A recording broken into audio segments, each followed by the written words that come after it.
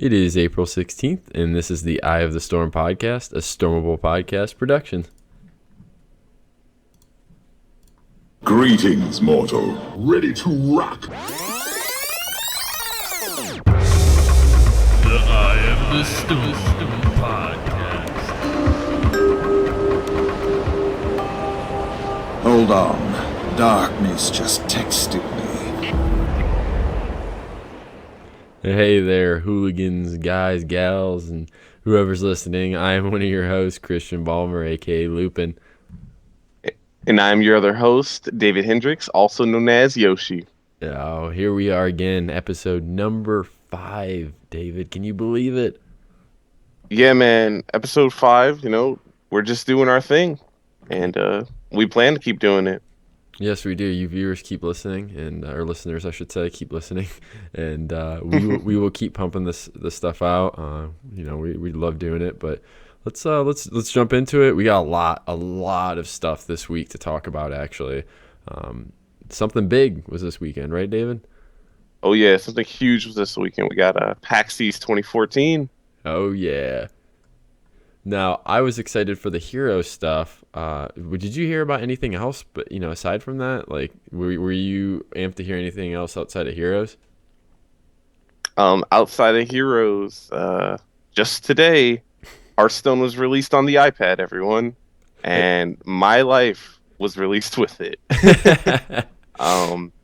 Basically, as far as recent, I've been playing it all day, and it works really well, and Blizzard did a great job as far as the little things, like if you chat would take up the whole screen.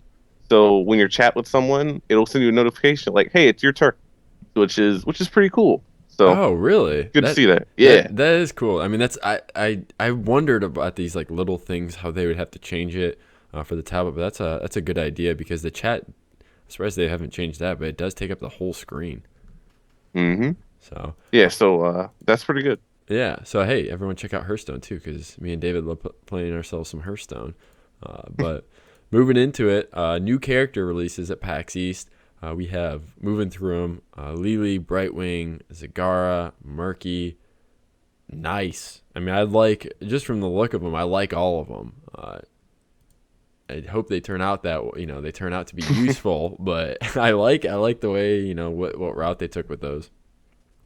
Yeah, definitely. Like, they went it seems like an unorthodox route with this, because we got two people who are surefire support heroes, while we've got two people who are probably going to end up falling in that specialist category. And it's like they put these heroes out here, and there's so many just like, wow, that's a really weird, awkward ability, and I never could see that ability fitting in a game like this. But that's where like Murky and Zagar are going to come in here. Yeah, I mean those specialist units, and we've talked about like Abathur and things like that. Them taking these different routes, because I feel like the assassin route or like the warrior routes, those are pretty simple to at least look at. But when you get to the specialist, that requires some really fine tuning on their parts. Yeah, because it's some of them, it's almost as if the genre of the game is different, where it's like it asks you to micromanage units or learn different concepts, like with Murky, his abilities aren't completely released yet, but one of the abilities that Murky is supposed to have is supposed to be an egg, and this egg he can drop anywhere in the map. When he dies, he can spawn right on top of that egg. That's now crazy. that can create many different possible situations. We're talking about split pushing, assisting to team fight. I'm not sure about cooldowns with it, but it's definitely one of those things where this hero can probably be really dangerous and really mobile later in games. And I know the idea too that when you do kill someone on the enemy, like the opposing team, you get experience. That's the only thing that concerns me with Murky, because the idea of you die and you go back to the egg. I like that, because I personally hate having to go back to the beginning. But if you're just constantly feeding the other team experience, that it makes me uneasy a little bit, Yeah, it's something that's uncommon for this genre, and to have someone who may end up dying a lot more due to their skill set's really interesting to see how that works. Exactly. And I mean, Murky and Zagara, we don't know too much about right now. I mean, Zagara obviously is the brood mother, so you're going to have to, like you're saying, micromanage a lot, probably a bunch of different units, similar to Abathur. But we do have the information on Lily and Brightwing, so we are going to go ahead and just kind of, like first impressions for you guys, see what their abilities are, maybe see how they could just match up from our perspective. So we'll start with Brightwing the fairy dragon, and for those of you that haven't seen it yet, head on over to Stormable. You can check it out, all the abilities, and then also I believe Blizzard on their home website for Heroes of the Storm, they released like a special video. Did you see that, David? I did see a little bit of it. Yeah, it's I like did see a little bit of it. it's like a like a funny animated short with her in it to just they make her seem all happy and stuff, but towards the end she's like eating some creature alive or something like that. Yeah, definitely. But the abilities start from the top here. Her Q ability, 50 mana, area effect, cooldown 8 seconds. It deals damage in a small area, 285 damage in a larger area. That's it. I mean, it's not bad. It's good for killing minions. I mean, what more could you ask for in a hero? Yeah, as far as looking at supports, gives Fairy Dragon that nuke that you look for in a support, and it's on an 8 second cooldown, which is relatively low. So it's definitely always going to be one of those things where it's going to be available most of the time. So Yep. it's a really standard nuke, but it definitely plays in well with the rest of her abilities. Exactly. And it's you're talking about using it on cooldown. I think that's what's just gonna be her. Hey, I'm here type of thing. This is what her basic ability, if that's what you want to call it. But you're talking about complements her other ability, and her next ability too is her W, which is Polymorph. A little bit more mana, 60 mana, 15-second cooldown, not too shabby, but deals 310 damage. In 13, it goes up by 13 per level, but then the target enemy cannot attack or use abilities for 2 seconds. That's pretty big move.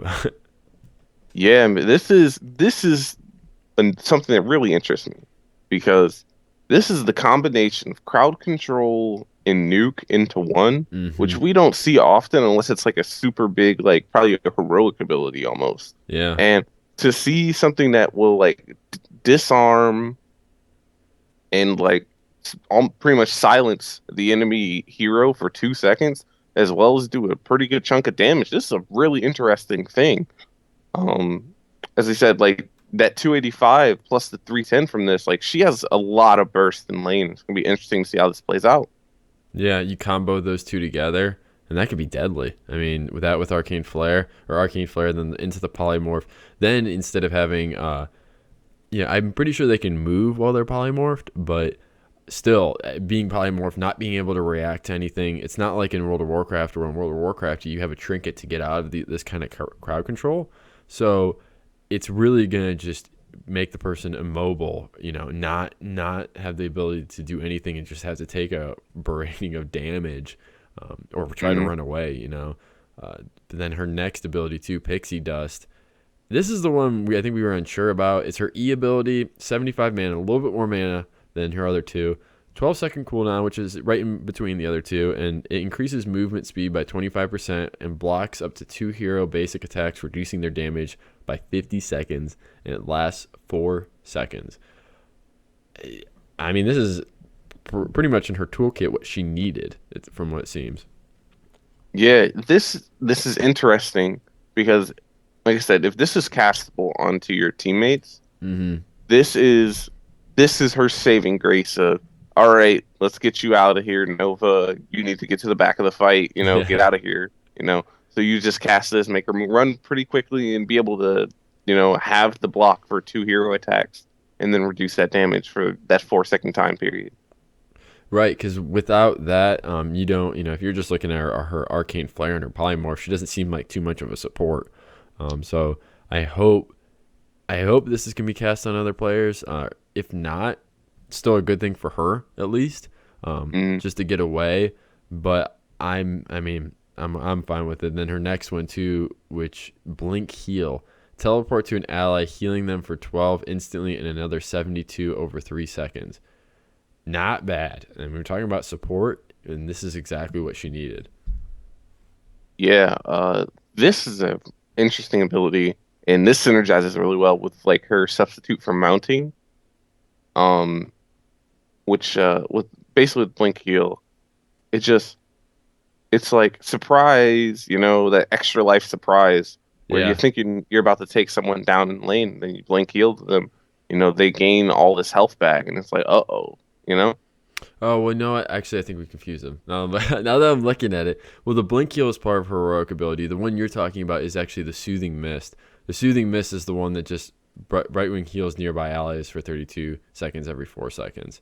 So that's like her passive combat trait. And then the blink heal actually comes from her heroic ability, as far as I know. If we have the abilities lined up here right. Let's see.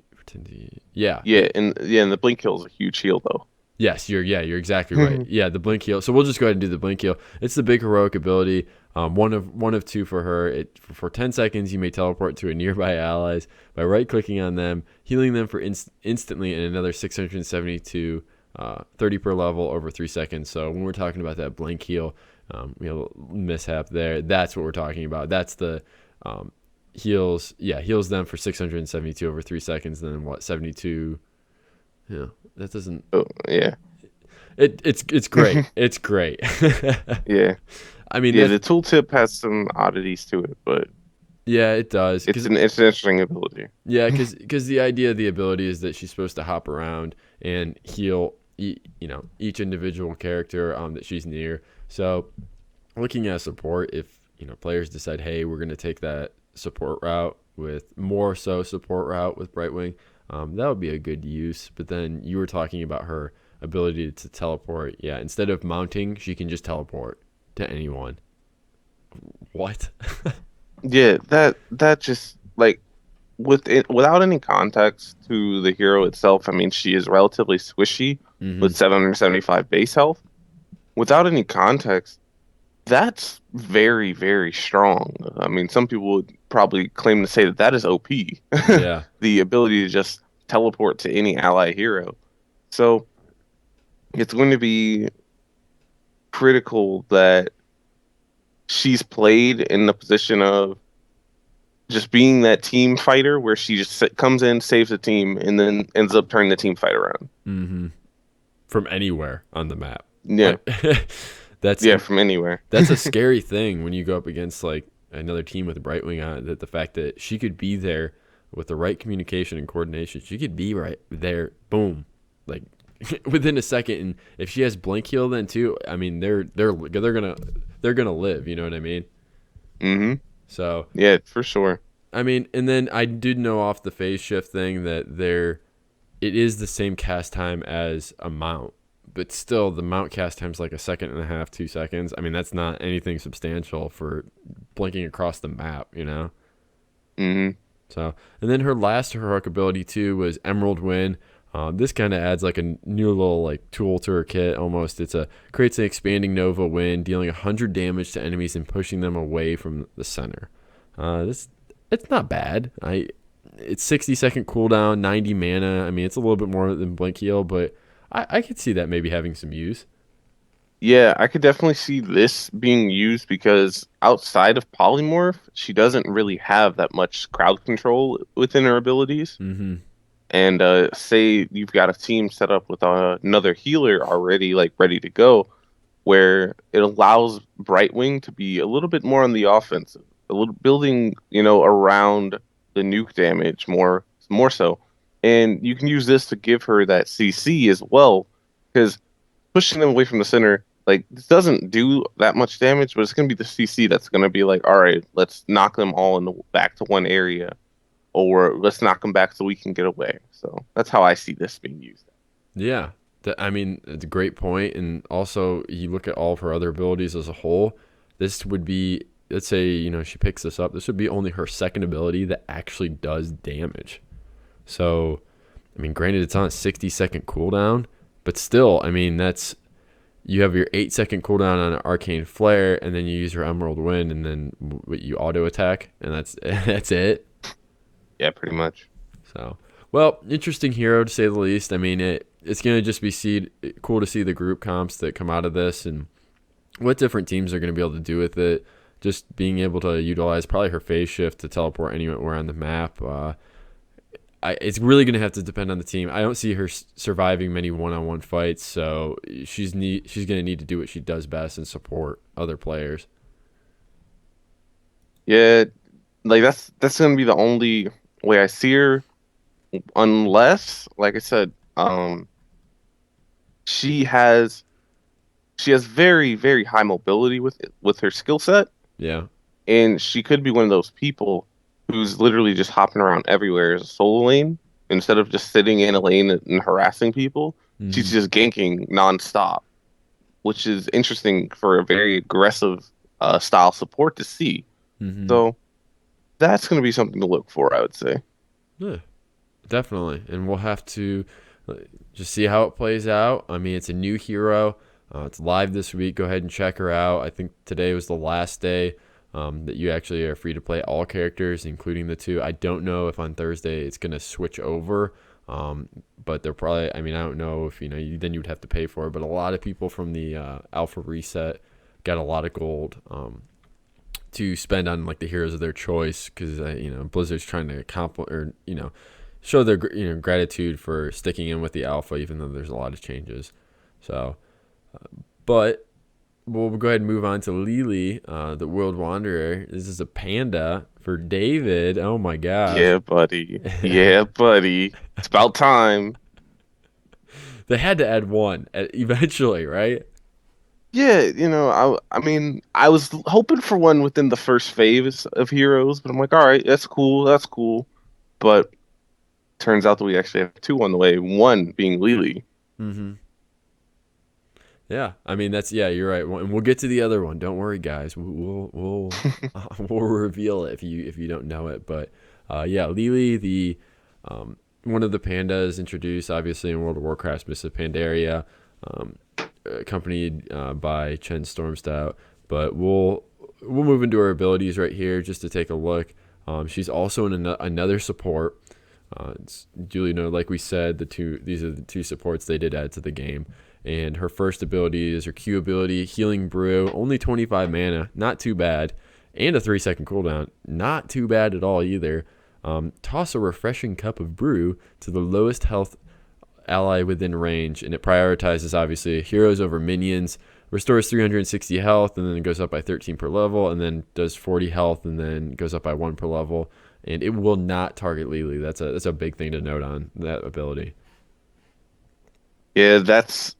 Because if you look at it, like the heal that she would be getting from this is a lot more than the mana cost. Yeah. So it's obviously fair, but I'm not used to playing a healer who can't heal myself. Yeah. That's odd. Very. Yeah, that's definitely really. It'll be strange, and I guess that would be where you would pick Brightwing, where Brightwing could play the healer for the healer, because she doesn't need to go for blink heal she would need to go for blink heal. So yeah, it would be an interesting thing. Interesting things, I'd say. Yeah, I mean I think they had 2 options with this ability. They could either make it heal for less and it can heal her, and then then that's just like a heal. Like you play World of Warcraft, it's a heal, no big deal. Okay. Or they can make it heal for a lot and not be able to target her. Because then instead of saying, oh, I can just heal myself, you have to worry about yourself as well as worrying about your allies too. Mm-hmm. So, yeah, that's just her big heal. But then her W ability is Cloud Serpent, 65 mana, 16-second cooldown. Not too bad. With a 12-second duration on the spell, makes it pretty nice. Only a 4-second downtime there. But then Lily summons a baby Cloud Serpent to assist the targeted ally hero, and then the Cloud Serpent will proceed to follow around and attack nearby enemies for 102, and then goes up by 4 per level. This is a nice just little added thing for a support, in my opinion. I like being able to just say, hey, here you go, and then you got a little serpent to do some extra damage for you, you know? Yeah, definitely. It's interesting in the fact that I don't think there's too many abilities like this currently right now. Mm-mm. But normally, instead of something like this, it would just be just a raw buff that the support would give to their damage dealer. When in this case, it's a assisted unit, I guess is how we could describe it. And the assisted unit has a super long uptime, so it's like you could almost spam this with it's always following this hero around the map. Yeah. And like early game, 102, that's a decent amount of damage, I would say, especially in the early game levels. Mm-hmm. So Go ahead. I think it could set up for almost like good. We're talking about early game, throwing that on someone that could set up for really good plays on if you're Elite Tartan Chieftain, I'm Nova, for instance, and then here Lily comes over and gives you the Cloud Serpent. That could be that little extra damage to then seal the deal on a kill just by ganking someone early game. Yeah, definitely. And she actually, one of her talents can at level 16 can increase the duration of Cloud Serpent to 100%. Oh, wow. So yeah, that's full uptime on it. She could just keep popping those things out. That would be interesting. Wow, increases the duration. Wow, so that's the actual duration goes to 24 seconds then, and then her cooldown stays at 16. So yeah, you're pumping out more Cloud Serpents than they are dying.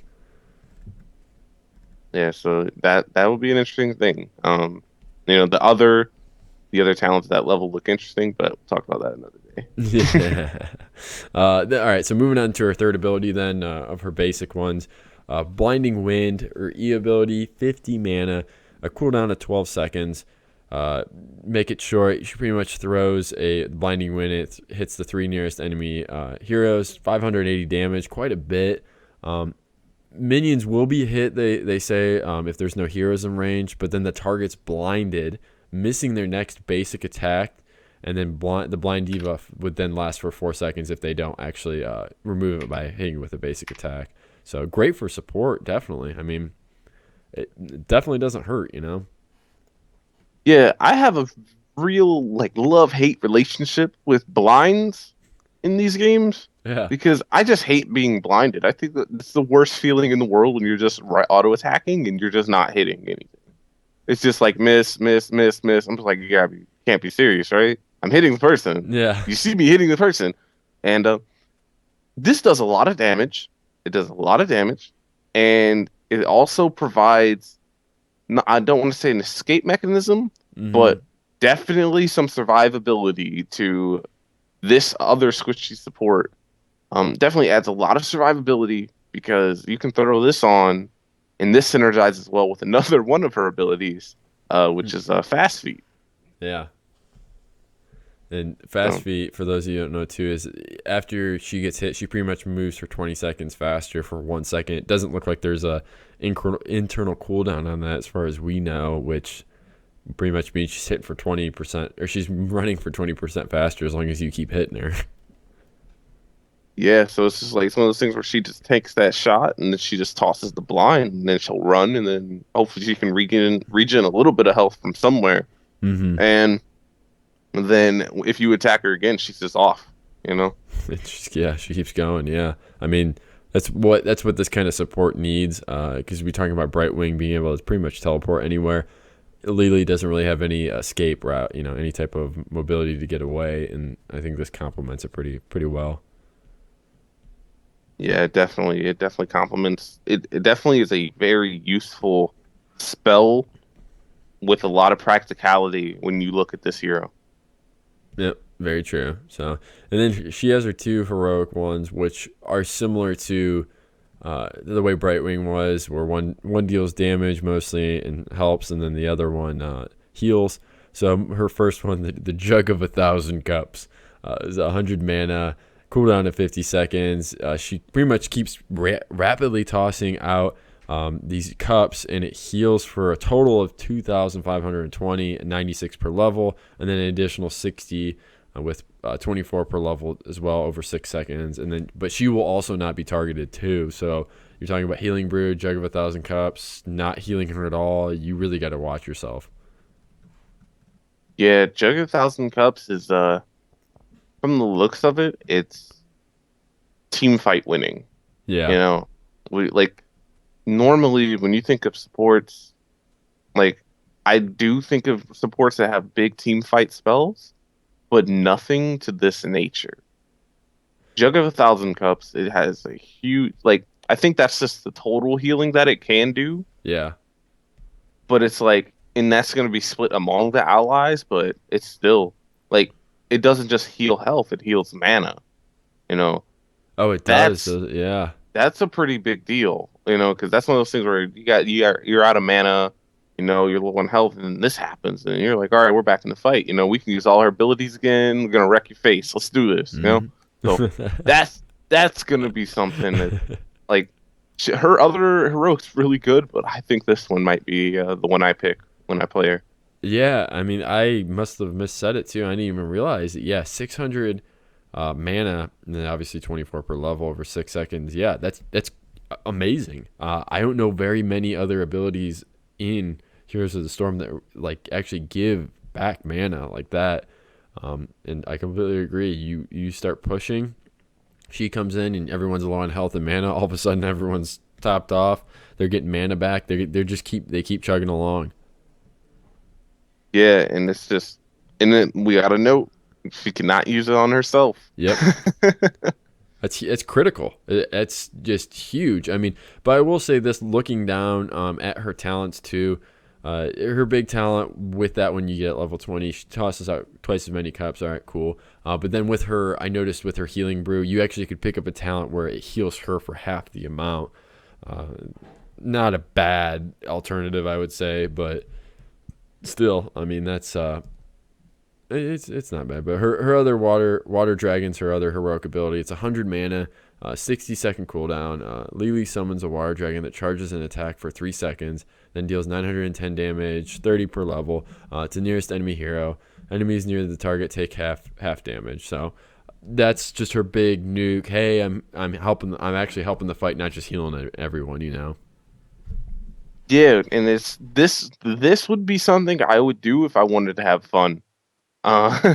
Because this heroic definitely looks super fun. 60 seconds, which from my background is a pretty low cooldown. Yeah. And this is a lot of damage. And the fact that it cleaves a little bit in the AoE, so that enemies near the target that takes the damage will take half. Mm-hmm. That's interesting too. So it's one of those things where if you've got a pretty good stun, AoE CC, we'll just say ETC for example. Yeah. With his 4-second heroic stun, land this thing on him. Oh, you just won yourself a team fight, folks. that is for sure. And you look at her abilities too. Her talents, her level 20 talent. If you want to go double dragon, watch out. After hitting a target with water dragon, another dragon is summoned at that point of impact, which it just dragons for with that one in Cloud Serpent, it just sounds like dragons for days. Dragons and serpents at least. Yeah, man, she's gonna be fun. They've officially made supporting the cool thing to do. Yeah. No, this is true. I mean, I talked about how pumped I was to play Malfurion, and I played him and I was like, he's all right. But then looking at Lily and Brightwing, I've heard mixed reviews about both of them, but I'm definitely pumped to play both of them. They look absolutely amazing. Just the concepts behind them. They're fairly standard supports with a really good Blizzard twist. Mm-hmm. They're definitely no Murky, who is Blizzard saying, you know what, this may be the genre, but guess what? This is what we want it to be. So, yeah. And I think the talents make that clear. Just looking at her talents, you could go so many different routes with her. It is ridiculous. I mean, it is really like, you could make your healing brew do like 3 different things just from the talent tree. But anyways, go check them out, guys. We are definitely excited to play them, and looking also we're also going to probably look into Zagara and Murky too. Once we can get definite hero abilities on that, we'll probably do a breakdown just like we did, because I'm really interested about Zagara, just to see that specialist. If if they can make Abathur work, they can definitely make Zagara and Murky work, I hope. Yeah, definitely. Like, I think here's the thing that Blizzard's been doing with these specialists, and it's not that they've made these heroes so weird that they're useless. They've made these heroes so unique Yeah. that they provide just a different way to play the game. Yeah, it's But true. they're still very credible and, like, valid pickups. So that's really good to know. Yeah. No, it's a great point, and you're right. And they're not making them really out there. They're just giving them those. Everyone's toolkit in this game seems to be different. Like, I have yet to see an ability that's like, oh yeah, that ability is just like this hero's ability. It's really, really hard to say that. Yeah, and with the, I guess, range, because they have a lot of lore to use, being Blizzard owning these 3 very prestigious franchises. They've got a lot of lore to use and a lot of people. So, most like MOBA casts really, I mean, they don't really cap out, at least as far as popular ones. So this game may end up one day having 100 characters in it, and not one of them would be similar to the other, and that's probably one of the most beautiful things to see. Definitely. I mean, that's what you want in a game. You don't want to play a character and then be like, I feel like I just played this character, like like is this not the same? Like, is Illidan not the same as whoever they're gonna add next?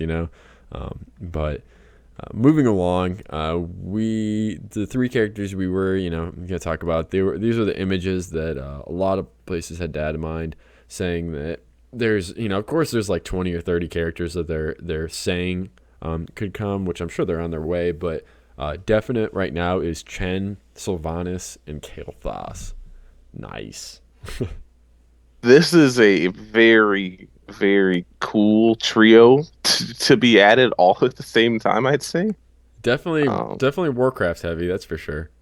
Yeah, that's for sure. It's definitely from that Warcraft perspective, or universe, I should say. Yeah. But I'm excited for Chen. I think that he's probably going to be a warrior, maybe a support, but definitely I'd say 90% chance he's a warrior class, because there's no way they'd make him an assassin. I don't think that would be possible. They don't want to give the pandas the bad rap of all being support units. Yeah. So but I feel like he'd make a really quality tank. It's going to be interesting to see what his spells are. Yeah, he's gonna have like I'm just predicting just from like WoW's monk classes, but like keg smash and different things, like something just monk related. But I'm really excited for Kael'thas, just because I like playing mages in World of Warcraft, and my hope is that he'll be some like fire mage almost, and have these like just really. I'm okay with them being bursty, honestly. If people can understand how to time it up right, I'm okay with being a bursty fire mage kind of thing. But of course he's gonna have to die like 5 times, because that's exactly what he does in World of Warcraft. So. Yeah, so that's one of those like concepts of the game where it's like they're doing this way. And all right, so when I think of Blizzard, I go back to Hearthstone for this, because Hearthstone is a card game, but that is the most video gamey card game I've ever played. Yeah. And it's like a MOBA is usually a really traditional gameplay, type of thing. It's very straight stone cut. But with this, they're adding in these things, and it's like they're making this more video gamey than it already was. So if that makes any sense to the audience out there. But it's good to see that they're incorporating concepts from other games. Microwing is a common ability used by players in other games, but with players like Abathur and Zagara, that's going to be basically you're playing StarCraft almost. Yeah. So that'll be pretty good. No, yeah, and I see what you're saying. They almost take on that not like cartoon-ish thing, but in this they make them a little bit more like out of their element. Like in the tutorial, they kind of like joke around. Like Raynor goes in there and he's like, "Who's talking to me?" And it's Uther. And then he sees like Diablo and he's like, "What?" He's like, "What is that thing?" And it's that kind of thing. I see what you're saying. They make it a little bit more lighthearted, at least. Yeah, and it makes it, interesting because they are able to take concepts from their origin games and incorporate that into this big one. Yep. And I'm not saying it's a bad thing in the least bit. I mean, that's what you want. You don't want to play, let's say, Chen's the monk class. You don't want to, hop in and go, well, this is nothing like a monk, So I just pictured Chen, and you just look at his moveset, and he's got like a stealth ability. It's just a bunch of just like he's basically an assassin. I was like, yep, that's what I don't want. Yeah, that would not feel right. Something about that just I think you're doing it wrong. Yeah. But yeah, so look forward to those. The new, those three are on their way. When we're gonna see them, I'd say probably sometime in the middle of May. At least I'd hope. They have to be. So if they're releasing the images, they have to be somewhat close to at least fine tuning the abilities. You would think. Yeah. Remember when the Lily voiceover, when they found that being added in? So it's probably just a matter of time.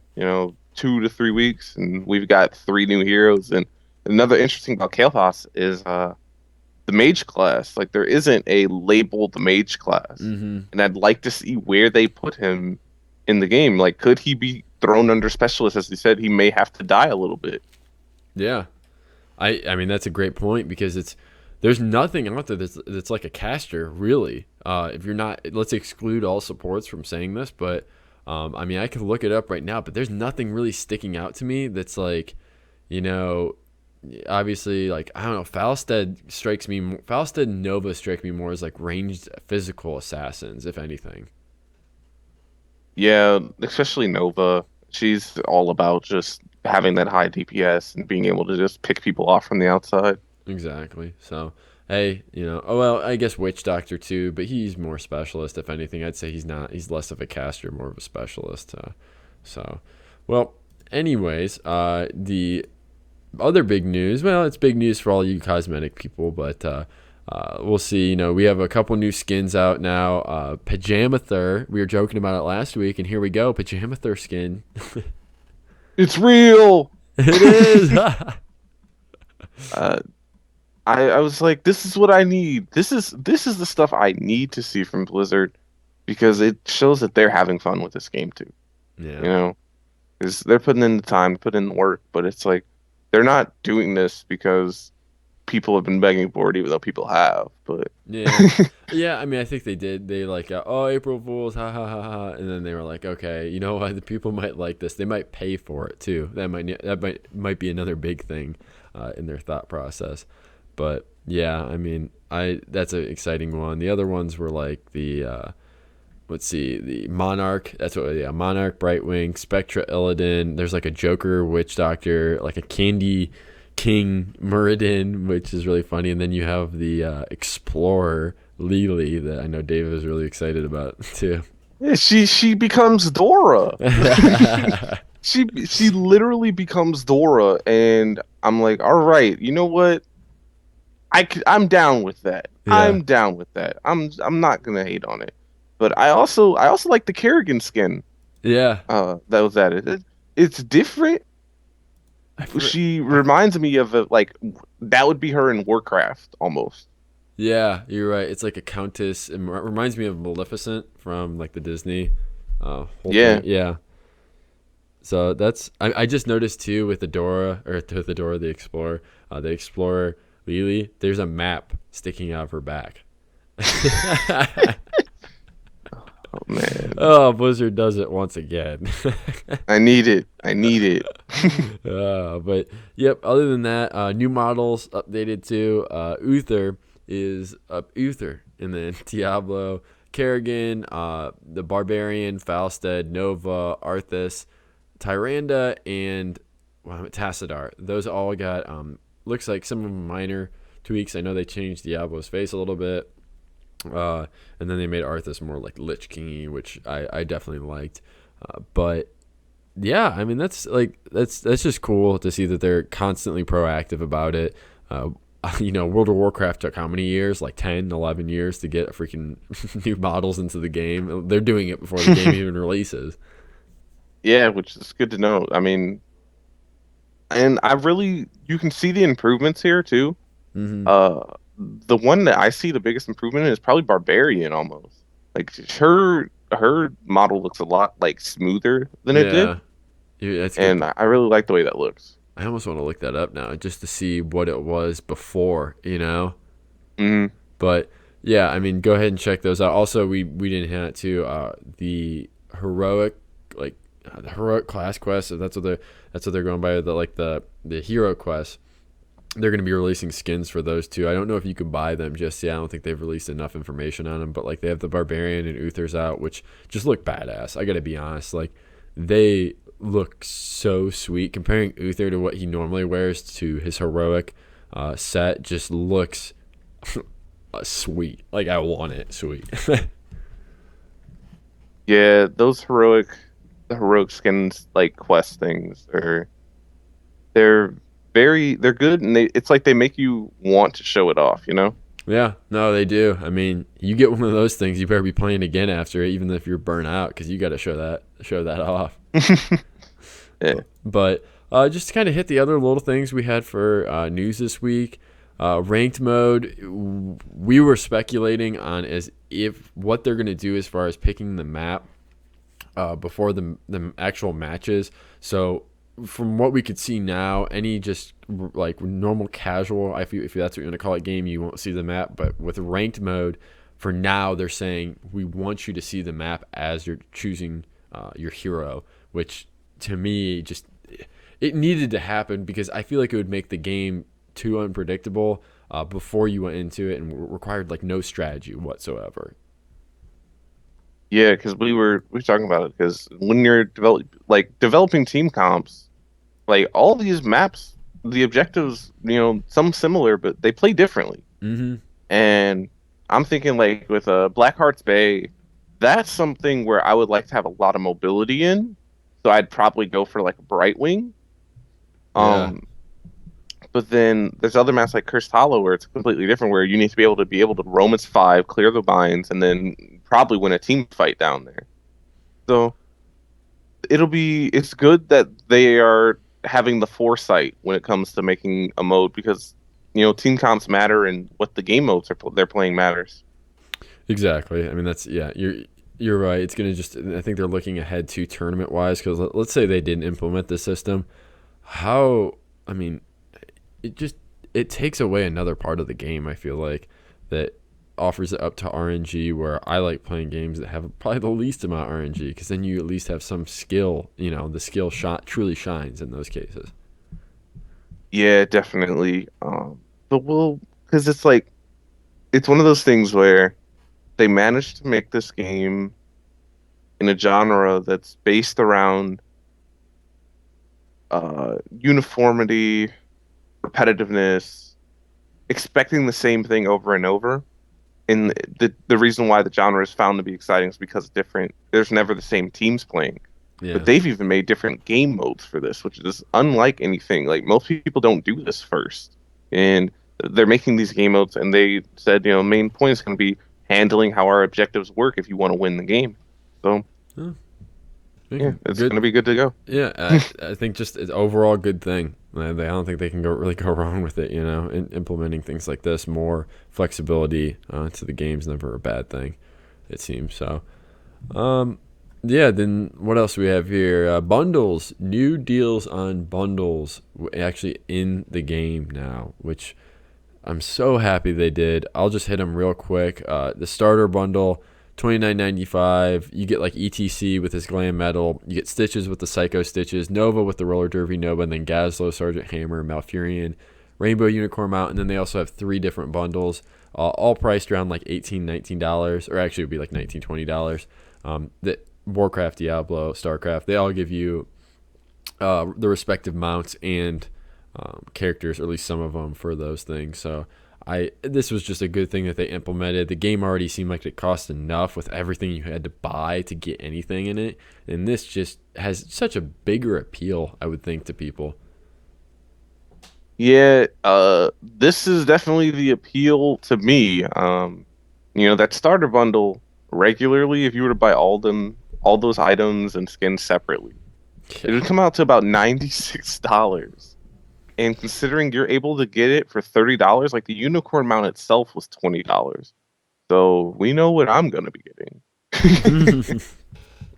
That's a great point. I mean, yeah, if you can get the rainbow mount for $20, why would you not spend another 10 and get 6 heroes with 3 skins included in that too? Who cares if everyone's riding around with the Roller Derby Nova skin? You got 6 other heroes waiting for you, and you're riding around on a rainbow unicorn mount. Yeah, like you are Stitches riding on a rainbow unicorn. Breaking that rainbow unicorn's back. That's what I'm talking about. That's what I love this game. That right there. Yeah, it's gonna be. Hey, I'm glad. Like I said, glad they're doing it. Go ahead and check out those guys. They are in the store now. My thought process on it is, if they do end up changing anything with them, they'll just refund your money and they end up giving you back more gold in the process. I don't even think Hearthstone did that when they were going through the beta, but obviously this is still the alpha, so they're probably going to make a little bit more drastic changes in the game.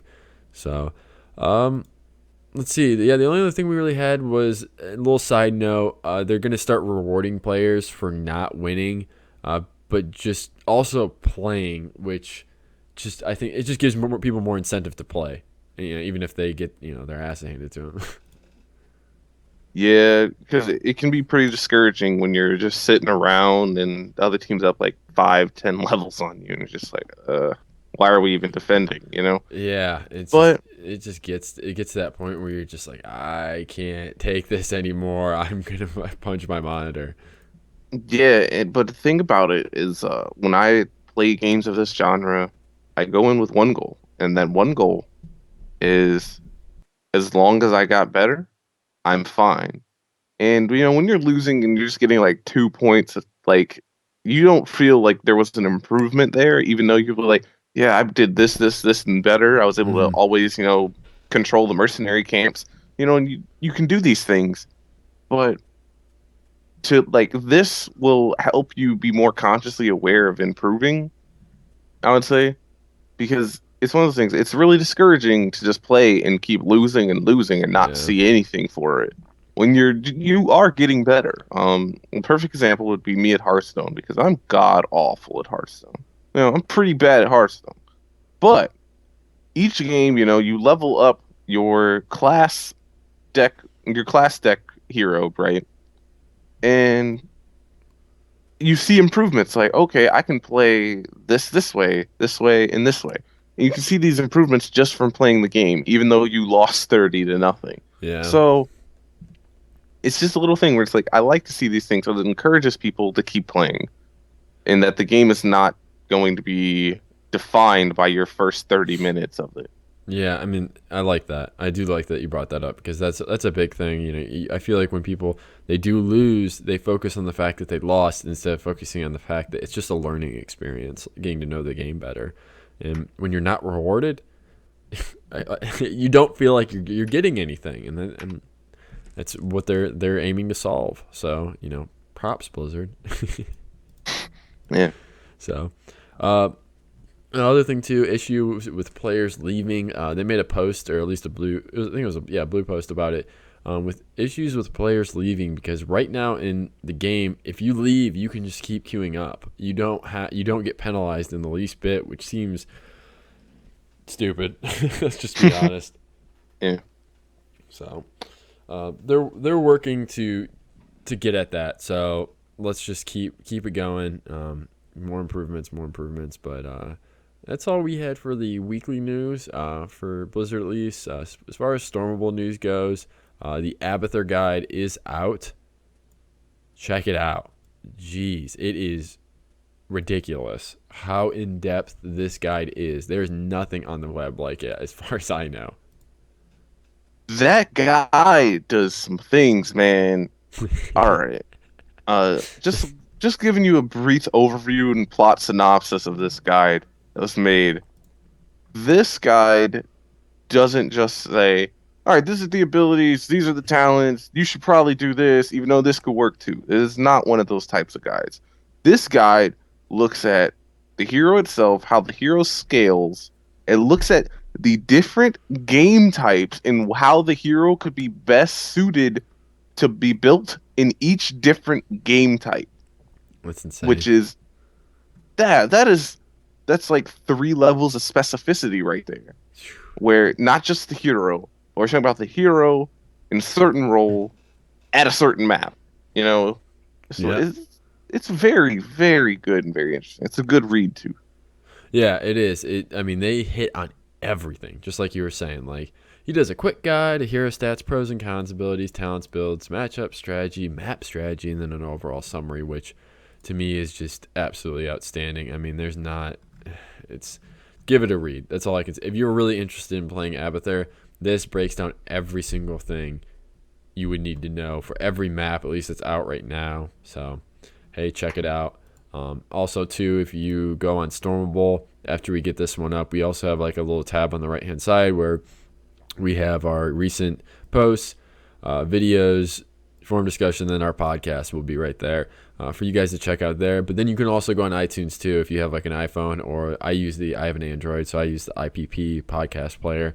It links right up to the iTunes database to listen to them from there. So if you're on the road, you want something to listen to at work, that's what I would always do, is listen to podcasts at work.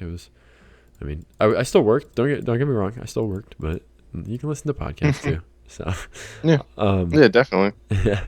Our big section for this week, as far as strategy goes, although I did like the breakdown of the new characters, our strategy is Dustin Broder released a post similar to the team experience post that we had talked about. I think it was either last episode or the episode before.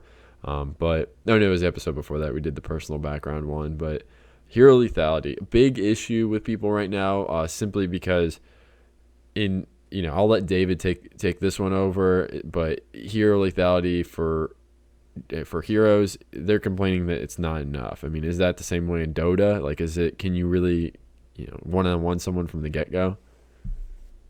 As far as in Dota, it depends on usually who's playing who. In Dota, those support heroes have much higher base damage and probably more health than like a carry normally would. Mm-hmm. The thing is, the reason why they're supports is either because of their skill set or because they don't scale well into late game. But the thing about it is that in a 1v1 matchup, it all depends on who. And so it's like in that game, you'll have people like to make a joke. There's 2 really good level 1 carries in Dota 2. One is a guy who has, like, when you do damage to him, he'll spin around and he'll hit you for probably, I think it's like 80 damage at level 1, which is a lot of damage to be taking as far as counter helixes. Yeah. And another guy who just seals your strength, so your HP just constantly gets lower and lower. Wow. So, yeah, like, as far as level 1 fighting, you don't see it often, but when you do, it's pretty entertaining because the heroes aren't strong enough to just, like, burst someone down or anything, so... Yeah. Well, that's kind of what they're talking about right now with heroes, is because I don't think many of the characters can really 1v1 people, but a big thing is with early game, it's 2-on-1 is what kills people. And I think that's more fair, because if you overextend, like let's say you and me are on a team and someone overextends, we should have every right to kill them if we want to 2v1 them. That's their fault for putting themselves out there when there could possibly be 2 people ready to kill them. Yeah, like 2v1 is one of those things where it's all based around positioning and stuff, and that is how you should start snowballing and getting kills, is based off of being able to gank. You're taking the sacrifice to leave your lane, let it get pushed to your tower, but to pay for that, you're going to get that kill. So that's all that matters. And kills are huge in this game. You land a kill on an enemy team, you get that XP bonus. So watch out for that at least. And then they broke down like the mid game. At this point, that their I guess rebuttal to it was, all right, so map objectives become more important. If you're on the mines map, the mines open, things like that, or you start taking over mercenary camps, and then eventually you reach the point where heroic abilities come into play. And then at that point, I think that if you can time up a heroic ability like with another hero, or another hero overextends and you can hit him with your heroic ability, that's fair game. I mean, I don't think that's unfair in the least bit. Do you? Not at all.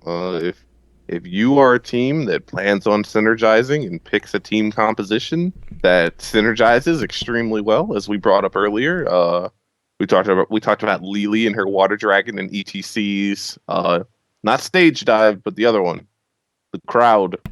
It's the 4-second AoE stun. Yes, we talked about that, and basically, if you pick these heroes, and you set these things up, I mean, it's fair game. That's the way the game works. Yeah, I mean, you have to do something. I mean, you can't just not give them the ability to kill someone the entire game, and then it's like late game. Oh, hey, by the way, you can kill them now. So that's, and then they eventually brought up late game, saying by this point your hero is so powerful that like you could probably push a lane by yourself. And they're the heroes are going to be what supports the lanes, and then it goes back and forth at that point. The minions aren't that big of a deal, and all the towers aren't huge, but they want the game to end. I mean, at that point. Yeah, and that's another thing where I think we talked about this the other day, but this game, late game, is probably going to support a lot more team fighting than split pushing. Yeah. Which is exciting from a spectator perspective, because everyone loves this genre because of the great epic team fights where you have 10 different characters on the screen doing 10 different ultimate abilities and all these super huge stuns and bursts and heals and all of it. And people are really going to love that. And I think that that's going to be how these games are won more so than split pushing, unless you have like a carry or a DPSer like who happens to have the mobility of a Brightwing.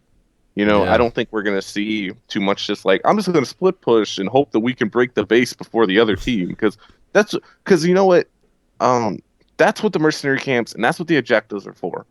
Those are put in this game to balance out the fact that you don't need to be split pushing. You need to be getting these objectives and mercenary camps so they do your split pushing while you're focused on killing the other team. Yes. Yep.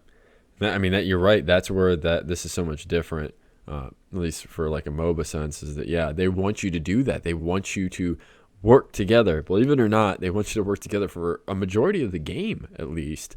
And I like that point you brought up. Mercenaries usually, they do the split pushing for you, because you could probably take an entire lane straight to their nexus and win without having to worry about the other lanes. While in Dota, when I played with you, it didn't seem that way. It seemed like you wanted to take care of all the lanes first and then start pushing in. Is that right? Yeah. Usually, in Dota, you'd focus on getting the mid lane down, because that's the most important lane to get the barracks in, which will give you mega creeps. Yeah.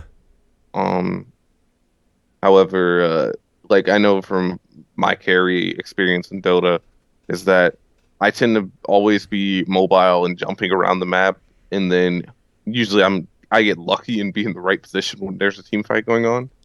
But that's one of the things that you wouldn't even have to worry about here. Yep. Yeah, it's part of the game. It makes it a different game, which I love. So, that's all we had this week, guys. Thanks for joining us. We really like doing this. Just kind of, it's something new, something different. So, give us your feedback. You can give us your feedback at heroestormpodcast@gmail.com. That's 1S in Heroes Storm.